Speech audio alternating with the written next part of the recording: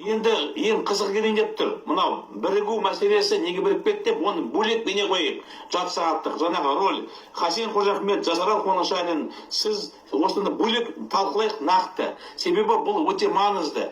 Мынандай саяси оппозицияға билікпен ықпалымен біреулер кіріп алады да ішіне. Сосын сол процесті өздерін бұрмалап биліктің жаңағына мүдделеріне жұмыс жасайды. Менің бақылағаным жалпы мынау саяси өмірде былай талқылағанда бұрын сіздердің уақытта қазір. Сондықтан осындай сіз мінекей екі билік жаңағы жоғарғы советті тоқтатқан, таратқан мінекей Нұркадиловтың рөлі.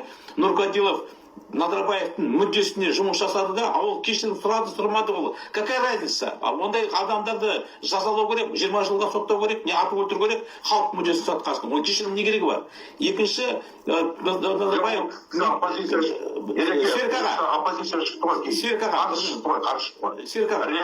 Серік аға, мен сіз сөйлеп жатқанда шашында бөлмеге тырысамын, себебі ойды жеткізу керек. Екінші, Назарбаев тактикасын қолдады, юридический занялер дейді жаңағы зацепки. Анда мұндай мүмкіншілік болған сияқты, сөйтіп Кветковскийден сұрады, азаматтық қоғам мүшесі, Кветковский бір заңгер сияқты, бұл жерде заң бұзылды, сол себептен мен мынау жоғарғы кеңестің таратуын сұраймын деп. Сөйтіп Назарбаев өз заңға сәйкес тарат керек деп, сөйтіп ол жеке билігін жаңағы референдум жасатып, мінекей сол уақытта басталды. Ал осы жерде жанжал пайда болды. Мынау дұрыс айтасыз, ол уақытта адамдар болды, мінезі бар, мүмкіншілік болды оларда. Шығып, инструменттер болды, біреулер мәслихатта отыр, сөйтіп олар қарсы шыға бастады. Бұл жерде маңызды роль лидерлер.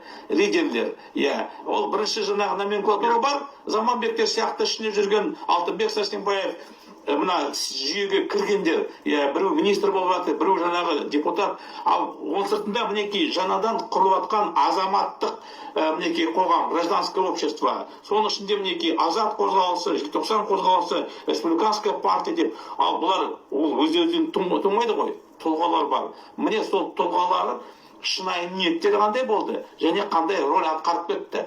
Бұл жерде өте маңызды. Сондықтан мен бірінші 41 минут осымен аяқтап, осы бастауын жаңағы бірінші бөлігін, келесі бөлігінен басқа бейне жазайық деп ұсыныс жасаймын, соны қабылдасаңыз